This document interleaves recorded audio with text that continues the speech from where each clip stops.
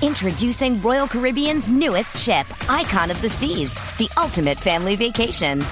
The ultimate 6 slides, 8 neighborhoods, 0 compromise vacation.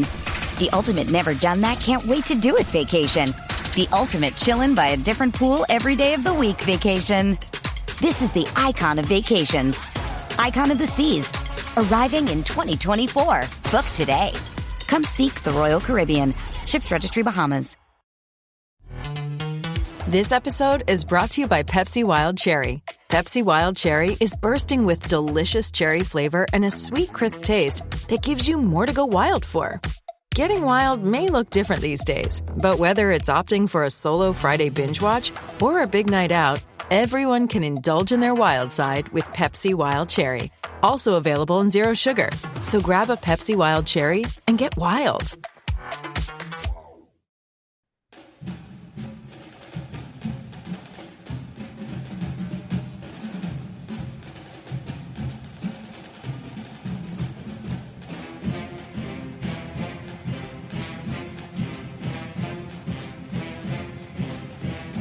Duke fans, hello and welcome to episode number 557 of the Duke Basketball Roundup. It is Monday, November 13th, 2023, and Duke has another big game coming up tomorrow night at the United Center in Chicago. It is a Champions Classic. It is Michigan State. We will preview that and also take a look at the ACC and also the gridiron, because we do have to talk about that Duke UNC football game from last Saturday night. Before we get into all that, good morning. I am Donald Juan. I am your host for this episode. I got Jason Evans alongside me. Jason, good morning to you. Hey, Donald, I'm eager to look ahead to this game against Michigan State because, dude, I think this is a super, super important. This is a way more important game than I thought it was going to be. I kind of thought we were going to beat Arizona, and suddenly we didn't. And this game suddenly takes on, I think, just huge importance for Duke. Yeah, well, you know what? Let's just get right into it because that is the big topic on our plate this morning. Again, we're playing Michigan State tomorrow night in the Champions Classic, United Center in Chicago, 7 p.m. Eastern time on ESPN. Right now is being billed as number 2 versus number 4, but we are recording before the weekly polls have changed, so that will change before this after this recording comes out. But Sparty comes in, they're 1-1. Alongside wait, hey, you know what? Hey, Donald, mm-hmm. I'm going to go ahead and guess right now. I think Duke falls to about 8. Michigan State falls to about 17. That's my guess. I'm not guessing on where they're going to fall because this is week 1. They could fall out of the polls for all I care. Like this is week 1. We're talking about a week 1 loss. Yes, but it was a big one. Yes, it won't be number 2 versus number 4. That I can guarantee. But no. Interestingly enough, when we look at different polls, obviously, you know, this show, we like to look at KenPom, and Michigan State is ranked 30th in KenPom. And Jason, I know you'll talk about some of the metrics in a little bit and why they're probably ranked number 30 in KenPom. But right now, I just want to talk about the week that was Michigan State. They opened up losing to James Madison 79-76 in overtime. So far, that is the biggest upset in college basketball in the first week of the season. The Duke's going into the Breslin Center to beat the Spartans in overtime. They then rebounded with a 74-51 win over Southern Indiana, a team, Jason, that we will see in a couple of weeks in Cameron. Other teams that Michigan State will eventually play that we will also see, they will play Arizona in a week, and then they play Baylor just a few days before Baylor heads to the Garden to play us in December. So interestingly enough, Michigan State, Duke, similarly scheduled, non-conference games, a couple of common opponents, which is something that's not, something we see a lot in college basketball. I will say, Jason, before I get it to you, when you look at the 2 games, and I know we'll talk a little bit about this more in advanced metrics, but I want to lead you in with this. Michigan State has done 2 things over the last few years very well. One is rebounding, and the other is perimeter shooting. Now, against James Madison and against Southern Indiana, the perimeter shooting was non-existent. They have made 2 3-pointers all year. They have one of the worst 3-point shooting percentages in college basketball. Again, we're talking about the first week of the season. And then rebounding, like I've said on previous podcasts, like you have to be able to rebound to go to Michigan State. That is like one of the unofficial graduation requirements, one of the unofficial entry requirements to be a Michigan State Spartan and play basketball there. And they've been rebounding decently, but again, against James Madison, they were out rebounded, and it proved to be the difference in that 79-76 loss that they had in overtime. So, Jason, I go to you. I know you're going to talk a little bit about the advanced metrics, but I wanted to start with really the 3-point shooting because that has been their Achilles heel so far this season. Yeah, you're talking about a team that's hitting just 6.5% from three thus far in the season. They were only, as you mentioned, only 1 of 20 from three in the loss to James Madison. They then went 1 of 11 from three against Southern Indiana. And I think it's notable that they took a lot fewer threes against Southern Indiana, that maybe the team is recognizing a little bit of where their weaknesses are. After going 1 of 20, they went, you know what, maybe we shouldn't take this shot that much anymore. We're not doing it that well. Maybe we should cut down on the number of 3-pointers we take. And look, that's the case, but it's not going to last. There's no way this Michigan State team, hits less than 20% of their 3-pointers on the season. It's just not. It's not feasible when you look at their roster, look at the guys that they have who can fill it up from deep.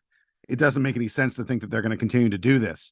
I fully expect them to go shoot 55% from three against us. Like that's when you think about this, this team, and mind you, ladies and gentlemen, we've had a lot of people email us about this specific topic, about Michigan State not being great from 3-point shooting so far this season. So I fully expect them to shoot 55% because I feel like that's just how it goes. Yeah. And I will say that they have done a good job at other aspects of their offense in their first couple games. They're doing a very nice job of getting to the free throw line by driving to the hole. They share the ball really well. We're talking about a team that's like top 20 in the land in assist percentage, top 25 in the country in free throw rate. So that's the way they are getting points when they're not hitting threes. But again, I don't think they're going to continue to not hit threes. I mean, look at a guy like Tyson Walker. He's their leading scorer. He's a 5th-year senior. This is a very experienced college basketball player. He is due for a big game from beyond the arc. This is a guy who hit 41% of his threes a year ago. Come on. At Duke, we'd kill for a dude who could hit 40+% of his threes. 2 years ago, he hit 47% from 3-point range. I mean, a dude who regularly hits better than 40% is not going to continue to shoot, the way he has thus far this season. I think he's like 1 for 7 on the season at the moment. He's a big assignment for Duke, a really important guy that Duke needs to match up against because he is their leading scorer. Everything sort of flows through him. I think Tyrese Proctor will probably get the assignment of guarding Tyson Walker, but I'm worried after watching Michigan State miss all those threes in their past 2 games that they are due for a good game against Duke. Look, Tyson Walker, yeah. Real quickly. Yeah, he had 35 points against James Madison in that loss, and he did not hit a 3-pointer in that game. So that you're speaking truth about the fact that he's hitting these, getting a lot of buckets, and he still hasn't really started to light it up from beyond the arc, which we've seen him do in years past. Yeah, definitely. Although it's worth noting, even though, like I said, even though a guy who's hit 40+%, he's not been a guy who goes out there and shoots 6-7 threes a game. Mm-hmm. 2 years ago, he was only taking about 2 3-pointers a game. Last year, he took about 4. He's shooting more, but he's a guy who primarily is going to beat you in the mid-range game and especially driving to the basket. I want to talk about their defense very quickly because this is a very, very good defensive team at Michigan State. They are physical. They force you into tough shots. Their opponents are hitting less than 40% of their field goals, less than 30% of their threes. So Michigan State, grinds you down on that end of the floor. As a result, they're playing at a slow tempo. Games against Michigan State are not games where you're racing up and down the floor a lot. They are, 286th in tempo in the country. And a lot of that is this grind you up defense that they play. And Donald, you mentioned the other, really significant thing is the rebounding, which is always huge for Michigan State. And thus far, they just have not been the rebounding machine they usually are. You mentioned that they were out-rebounded by James Madison. They only won the Battle of the Boards 37-33 against Southern Indiana. And honestly, Southern Indiana is just not a very good team. This Michigan State team is not very big. That, most of the guys they play are are middle kind of size, like 6'5" to 6'7". Their biggest player in the starting lineup, the guy who's going to play the most in the middle, is Mady Sissoko, who's 6'9", 250. I mean, dude is a man. He's 22 He's years not old. tall, but he's wide. He's a Buick. He is wide. Yeah. And he is strong. I mean, like strong. He's physically strong and a very good offensive rebounder. I think it's going to be really interesting to watch him against Flip. One of my biggest questions, Donald, about this game, and we've talked a little bit about what Michigan State does. At least from my standpoint, I kind of want to move to what Duke will do in this game. One of my most interesting questions is, how much does Duke go small with Kyle Filipowski at the 5? What does the big man rotation look like for Duke? That was something that was a big concern for a lot of our listeners during the game against Arizona. We talked about it extensively. People were, there are people who said need more Flip at the 5. People who said we need more Sean Stewart, more Christian Reeves, less Ryan Young. Need Ryan Young to shoot a little bit more. What Duke does at the 5, I think, is a really important part of this game, especially because I think Mady Sissoko, who is incredibly strong, not the fleetest of foot. I think if he is in a situation where he has to follow Kyle Filipowski after the 3-point line, that's a dangerous situation for Michigan State. So that's one of the things I'm really going to be watching for in terms of personnel matchups in this game. I'm glad you mentioned that last part, because that's exactly one of the matchups I was going to be looking for. When Kyle Filipowski goes out to the 3-point line, and, mind you, again, early in the year, he's been making, most of his threes so far. He hasn't taken that many, but he's been making them. And when he's out there, that just adds another dynamic to his game. Remember last year, he was shooting like 28% from 3 and still getting those buckets and still be able to at least get people out to the 3-point line, where then he can either shoot or he can, do what he does best, drive to the hole, get baskets, or get to the free throw line, or both. So for Sissoko to be a guy that's not really quick, and like you said, he's not tall, but he's wide. He's going to try and be physical with Kyle Filipowski, especially when he comes out to the perimeter and tries to drive in on him. But that's where, again, he can draw fouls, he can go to the line, he can make his free throws. So I look forward to that matchup, and I also look forward to seeing, because, Michigan State is not a tall team at all. Like, the main guy that really is going to get a lot of playing time that's tall is Sissoko. Sissoko's only 6'9". He plays a little bit bigger than 6'9", but you get my drift. I think when it comes to the rest of the guys, we're going to have some mismatches, and we're going to have some mismatches either in size or in quickness. And I think the biggest deal is going to be perimeter defense. Our perimeter defense has been pretty decent so far, but perimeter defense has to be the key, because, again, I think the guy that's going to beat you is Tyson Walker. And if you can limit the number of possessions that he has the ball in his hand and is able to, make things happen with the basketball, you put the onus and the pressure on the rest of the team. And so far, they haven't shown up to play. So I think when you get the ball, and also, again, I don't want to see this be a game where they start hitting their threes. Let them do that later on in the season. Perimeter defense is going to be key in that regard. And again, I even though they have not done this well this year, win the rebounding battle, because Michigan State, literally, their spinach, if they're a Popeye, their spinach is rebounds. Whenever they get rebounds, it feeds them, it fuels them, and it drives them. And we cannot give them any motivation in this game. They're going to be in the Breslin Center. They're going to have a lot of fans there. They're going to be closer to home. We've done the travel, and they're coming off a win where they've gotten some confidence. We want to make it in. They had an extra day's rest because they played on Thursday. We played on Friday against Arizona. So making sure they do not get their spinach is the key to this game. If we win the rebounding battle, I think we are going to win the points battle in the end. Hey, there are two things that I'm looking for from Duke in this game. One is Jared McCain ready for a breakout moment? I feel like I talked a lot about how much I loved his ball handling, his distribution, his shot obviously is tremendously impressive.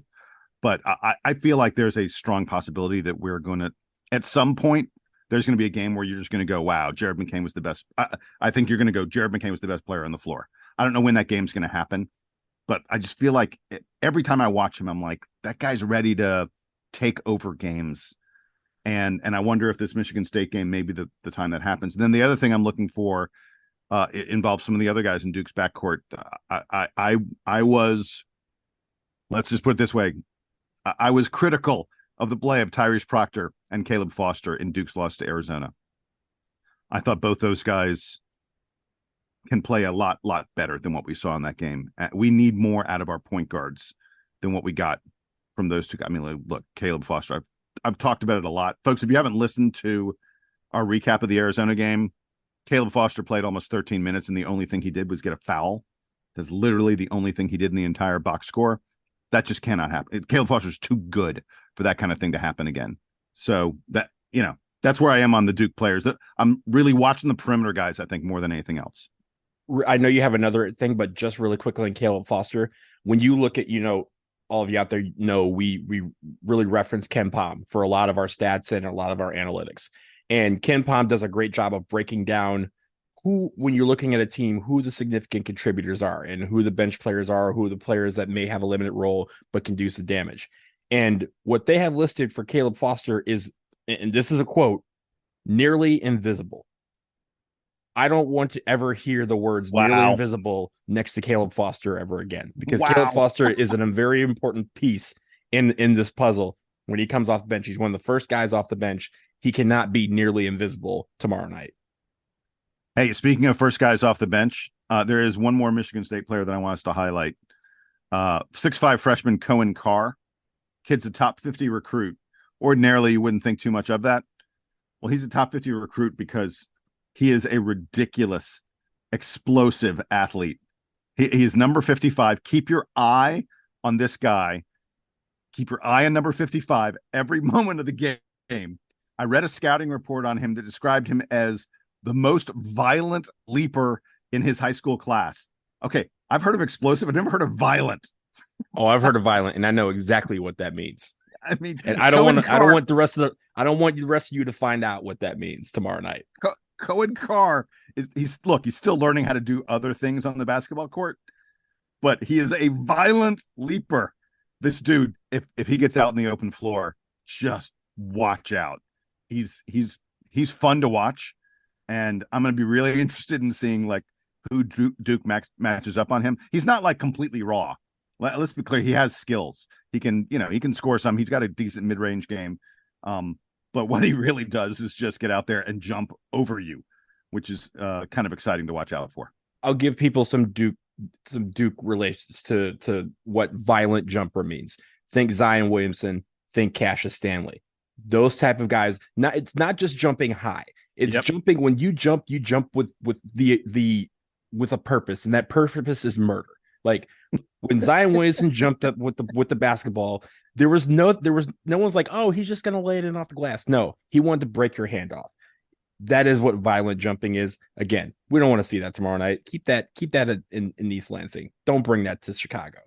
So with that, we'll wrap that up on Michigan State Duke again tomorrow night, 7 p.m. Eastern time on ESPN. Again, tune in, watch, or if you're in the Breslin Center, let us know. DBR podcast, or not the Breslin Center, the United Center. If you're in the United Center tomorrow night, dbrpodcast@gmail.com. Tell us how it was, and hopefully there's a lot of Duke blue in the stands alongside the other blues and greens that may be in that arena. But Jason, I want to shift focus to the rest of the ACC. We've talked about the ACC non-conference schedule being, very important for the conference as they try to get more than 5 teams into the NCAA tournament. We all have the stats game. We all picked the ACC to have more than 5 teams. But to do that, they need to do well in this non-conference season. So in this first week, Jason, you took a look at the conference.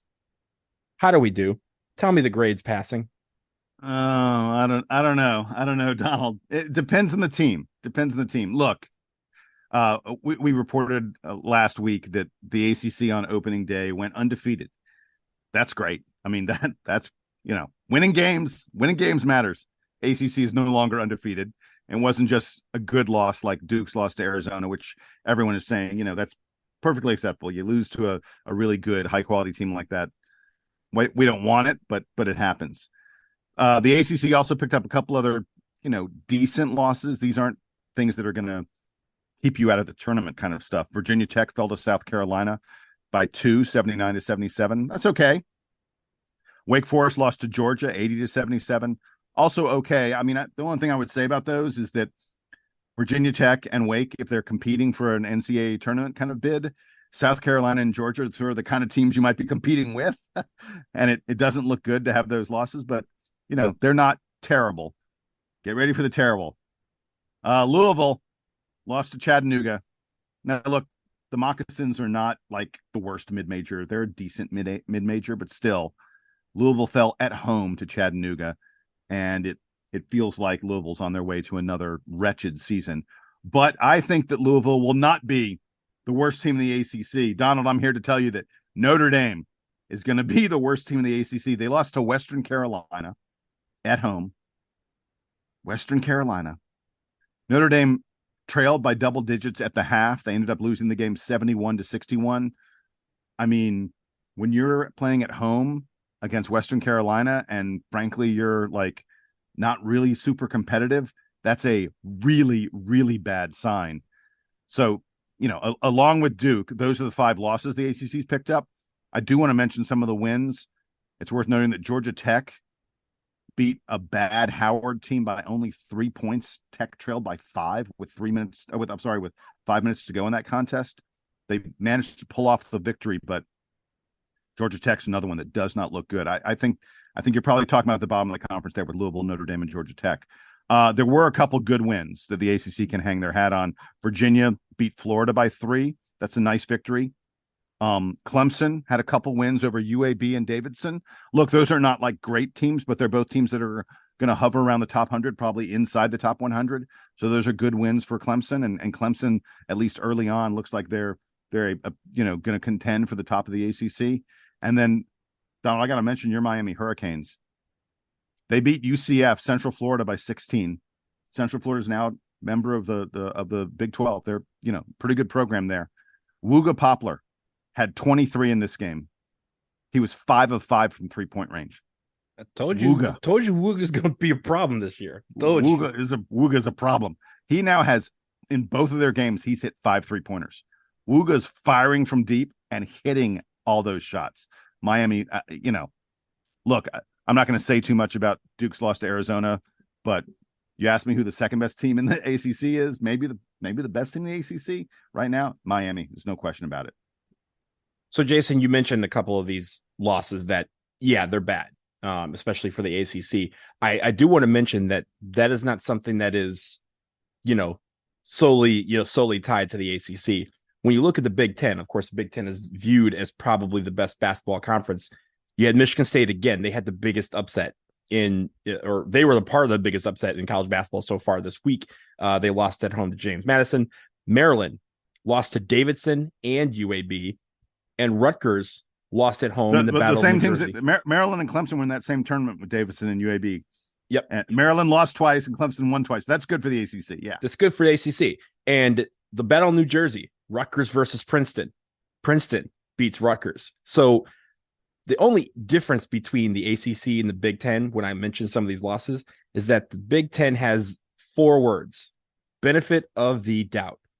Whenever that happens, when they lose, they have a tough conference schedule. They're going to have some bumps along the way. It's fine. The ACC doesn't get that benefit of the doubt. So when it comes to the non-conference schedule, and I think there's some big games still left on the schedule for ACC teams to play. Of course, tomorrow night is one of them.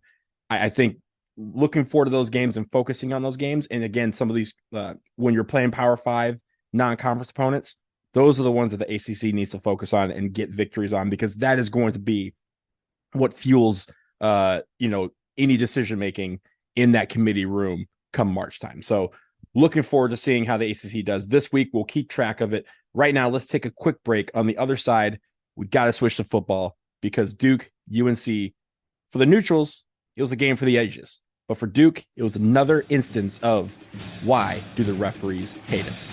More after this.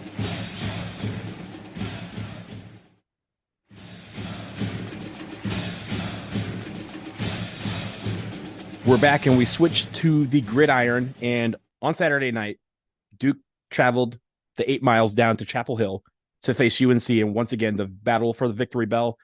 And once again, Jason, the referees decided to be a part of the action in a bad way for Duke fans.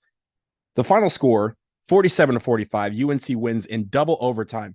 And let me tell you first off that if you did not watch this game, let me paint a picture of how Duke played. Duke may have been inconsistent, but Duke played their hearts out in this game. They had a lot of great contributions from a lot of players who were forced to step into big situations. We had some injuries during the game. We had some guys. I mean, we're still on our third string quarterback. Grayson Loftus, I thought, had his best game so far in a Duke uniform. Man, did he grow up in the fourth quarter or what, man? Wow.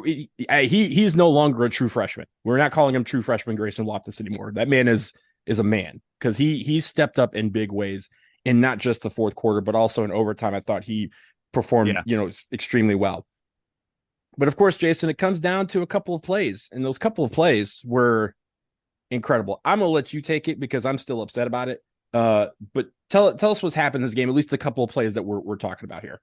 I mean, the big play, the one that everyone's talking about, is the interception that didn't happen, where UNC tight end Bryson Nesbitt made a reception down to like the 5 or 7 yard line, something like that, and it looked to everyone who looked at the play like Duke defensive back Chandler Rivers grabbed the ball out of his arms, and that it should have been an interception. And this is with like 2.5 minutes left or something like that. It was late in the game, and instead the refs didn't even bother to review it. They didn't even bother to look at the play. And there are numerous other plays. There's so many things about this game that were horribly imbalanced because of the officials. Just look at the penalties. I mean, UNC had 3 penalties for 20 yards. Duke had more than 80 yards of penalties. It just felt like the refs would let Carolina do whatever they wanted. There was a very controversial play in the second overtime where UNC had an offensive lineman well into the end zone. Should have been, too far downfield for a passing play. The refs just didn't even, they wouldn't call anything. He could have caught the ball. Yeah. It was wrong and inconsistent. And I want to be clear about something. I am not one of these believers in conspiracy theories. I don't think that the ACC instructed the refs to give Carolina the victory or anything silly like that. Frankly, those kind of notions to me are absurd. There's no conspiracy to help Duke in basketball. There's no conspiracy to help Carolina in football. But I do expect my refs to get the rules right, to do it fairly. And I mean, on a situation, the interception, at least go look at it. That was the thing that was really frustrating. Just go look at the replay. The replay rule exists. Use the replay rule. It's there for a reason. Right. On a change of possession, like in the NFL and even in college, a lot of times, even if it's not a touchdown, even if it's not a turnover, they call it one anyway because they know that it initiates a replay, a free replay, so that they can go look at it and go, oh, you know what? I was wrong or whatever. Or they can confirm the call. The fact that they said nope, no interception, and then continued as if nothing happened is really what's mind-boggling. And Jason, I'm with you. I don't subscribe to the conspiracy theory rules. However, players have good games, players have bad games. Referees have good games and referees have bad games. On Saturday night, the referees had a very bad game. Yep. My issue with it is that it's the second year in a row when we've played UNC that the referees had a bad game. That is not still conspiracy theory level, but that leads people to believe, like, hey, this is a big time game for the conference. They may not think so, but it is. People tune in for this game because it's Duke versus UNC. They may tune in because it's basketball. They want to see how it translates to football, but it is a big time rivalry for this conference. And for the referees to get it wrong 2 years in a row, I think is absurd and unacceptable. Like that is a game that you need to have your A lined up in. And I know there was other games going on that day at the same time, or at least earlier that day.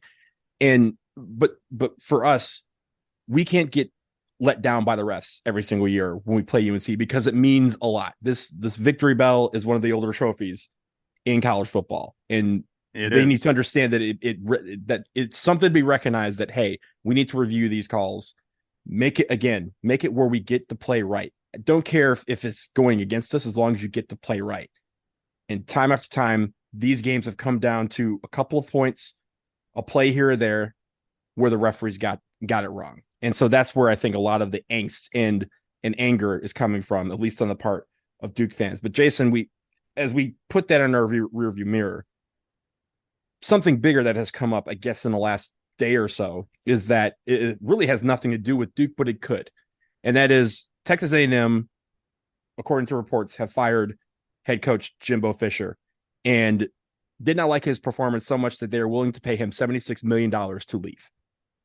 And we all know. Yo, you should repeat that for people who didn't hear I'm not going to repeat right. it because then I start getting, delusions of grandeur of how I would spend $76 million if it was just given to me. He's getting $76 million to go home. And if he gets another job, he still gets that $76 million. Having said that, Mike Elko. Good work if you can get it.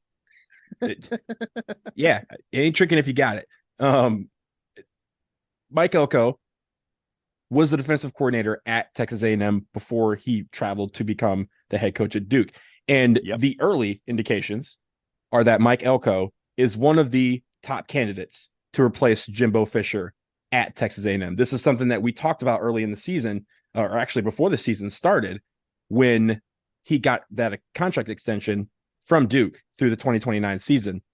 And now, Jason, I know I've heard that with all the stuff going on at Michigan, that if Jim Harbaugh were to leave, Mike Elko might be considered as one of the candidates for that position. So, Jason, I say all that to ask you this question. When we had David Cutcliffe had his dream job come up not once but twice in the form of the head coaching job at Tennessee, and twice he turned it down to stay at Duke. Do we think, if it is the proverbial if, because nothing has happened yet, but if Mike Elko gets that phone call from Texas A&M or even Michigan, does he answer the call or does he say what David Cutcliffe famously told Tennessee the first time, quote, "I already got a job"? I mean, look, if I knew that answer, I'd be writing columns for Sports Illustrated and ESPN and the such. No one knows the answer to that. No one knows what Mike Elko is necessarily thinking. He's only been in Durham for 2 years. He does have teenage kids, and it's possible that they have really become attached to the friends that they've made and the such. But it's also possible that they're like, that, if Elko says, "Oh, should we go back to College Station?" that they're like, "Yeah." And that that the family is eager to return to the middle of nowhere, Texas, at Texas A&M. You and I do not have the insight into the Elko family, into Mike Elko, to know the specific answer to that. I can tell you what I hope the answer is, and I can also tell you that I think Mike Elko probably feels some real allegiance to Jimbo Fisher. That they are good friends. They've worked together for many years, and the notion of going to replace his buddy at Texas A&M may not be something that really appeals to Mike Elko.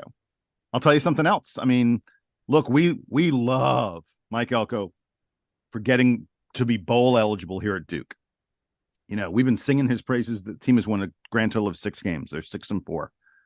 If he was 6-4 at Texas A&M, they'd be ready to throw his butt out the door again. It's a different level of pressure at different kinds of programs. And I don't know, but it's very possible that Mike Elko's like, you know what? I'm really happy here. I'm building something special here, and I'm going to stick around and see it through. I kind of feel like the Texas A&M job is not the job that's going to take him away. But if you tell me that Michigan is going to come calling, then I get it. That's a really tough one to turn down. Michigan probably easily a top 10 job in the sport. So the other thing I wonder a little bit is, when Duke was 5-1 on the season, and the one was that loss to Notre Dame that was a very tight, very close, very exciting game. Well, you were looking at Mike Elko as a huge rising star in the profession. I'm not saying that he isn't still a big deal and a good hire for any program out there, but at 6-4 at the moment, doesn't look quite as attractive. I mean, if you're Texas A&M with boosters who are eager to spend big money on a big name, flashy coaching hire, does hiring the guy from Duke, who's currently 6-4, look that flashy? I don't know. Compared to there's talk they're going to go after the head coach at Oregon. There are a lot of other teams out there that are just higher profile than Duke, and feel like more someone that Texas A&M would go after, because Texas A&M has tons of money for their football program. So, again, I kind of feel like maybe Texas A&M is not the job for Elko, but I'm not going to say that some other job won't come along in the off season and be really, really tempting for him. Yeah, I think you nailed it with A&M. It's difficult because, A&M, when they moved to the SEC, they thought, hey, more money, more dollars, more ability to recruit. And now they have their old foes coming to join them in Texas and Oklahoma. So recruiting and all that stuff and trying to compete in the SEC is going to get that much more difficult for A&M, no matter who's the coach. But I also, again, know that he has that affinity. He just came from there, so he knows the lay of the land there. And maybe he's like, hey, I can handle that pressure. I think in the case of Michigan, you mentioned that it was a top, 10 job in the sport. Obviously, I'm a little bit more biased than you are, but the Michigan football head coaching job is a top 10 college sports job, right? Maybe even top 6. When you think about Michigan football, Ohio State football, Texas football, Bama football, Duke, UNC, Kentucky basketball. That's it. There's nothing else really that you're really competing. Yeah, I mean, you're not wrong.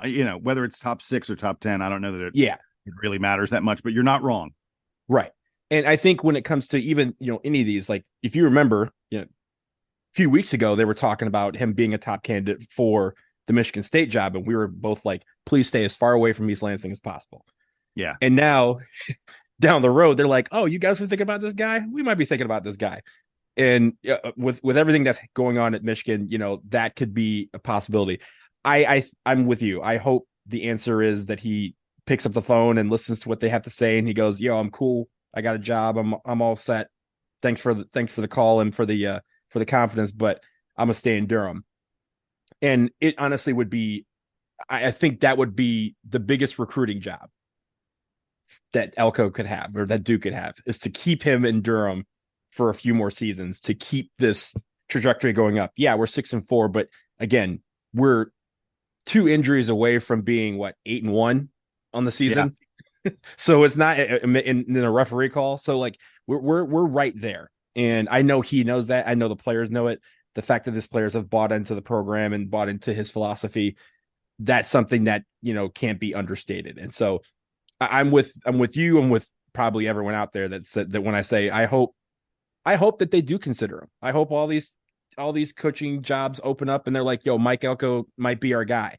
And he takes feels as many phone calls as he needs to tell everyone, no, I'm good. I'm staying in Durham. So we obviously have a lot of football season left. We have a lot of off season to do all this. And this may, accelerate pretty quickly, but I'm hoping that when we reach the end of December, start of January, Mike Elko's still our coach.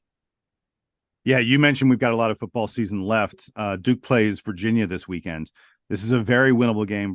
Virginia's, up and down team. They're only 2-8 on the season, but they have one of those wins was a game where they beat UNC, and they played Miami into overtime.